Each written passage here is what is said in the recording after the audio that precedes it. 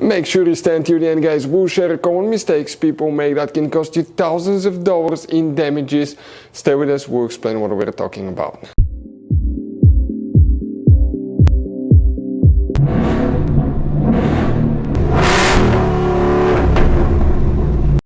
Hey guys, welcome back to Free Car Repair. Thank you guys for watching and subscribing to the channel.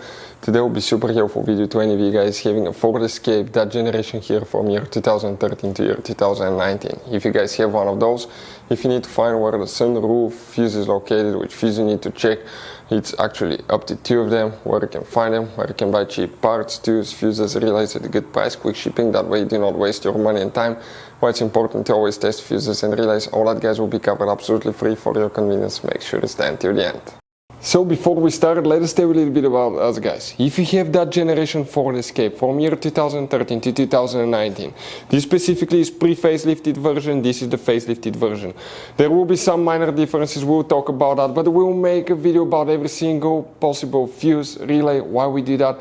Let's say guys, you're down the road in the middle of nowhere, you need to find where the fuse for fuel pump or engine starter is located, or relay for radiator fan. You can just search that on our channel, watch the video for less than 1 or 2 minutes, find out where it is, replace it in your back on the road. We do that to save you money guys. Every single car we get here at the garage, we try to make at least 200 to 300 free repair videos. Why we guys do that? Because our mission here at the shop is to save you as much money as we can. And we guys have more than 12,000 free repair videos on our YouTube channels as well that can save you more than thousands of dollars in future repairs. If you guys need to buy any parts, tools, fuses, relays at a good price, quick shipping, that way you do not waste your money and time, we will share the links in the description of the video below for your convenience. Make sure you stay until the end. So the sunroof, where is that guys fuse located now? We will demonstrate on that generation Ford Escape right here. This is the pre-facelifted version, this is facelifted version, but the same generation, it will work for both. You have up to 3 different fuse boxes, and today you need to check 2. The first one is in the trunk. Open the trunk. On the right side guys, you have that cover here. Open it. Underneath it you have a fuse box. This is the main trunk fuse box. Now, before we continue, let's explain quickly why it's always a good idea to test fuses and relays.